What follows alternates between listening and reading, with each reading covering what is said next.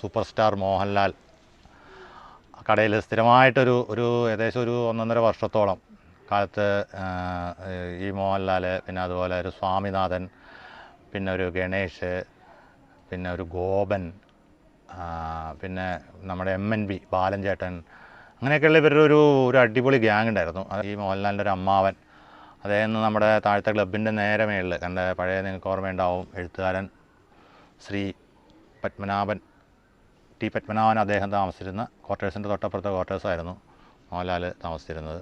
കാരണം ഇവിടുന്ന് പോയതിന് ശേഷമാണ് അദ്ദേഹം ആദ്യമായിട്ട് സിനിമയിലൊക്കെ അഭിനയിച്ചത്.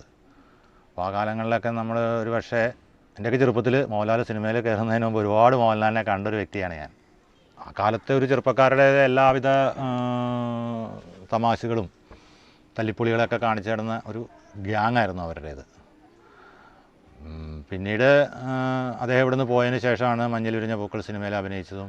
പിന്നീട് അദ്ദേഹം ഒരു സൂപ്പർ സ്റ്റാറായി. നമ്മുടെ സിനിമയിലുള്ള കൃഷ്ണകുമാർ, പണ്ട് വാർത്ത വായിച്ചിരുന്ന അദ്ദേഹം നമ്മുടെ സ്കൂളിൻ്റെ ഗ്രൗണ്ടിൻ്റെ തൊട്ടപ്പുറത്തെ ക്വാർട്ടേഴ്സിലാണ് താമസിച്ചിരുന്നത്.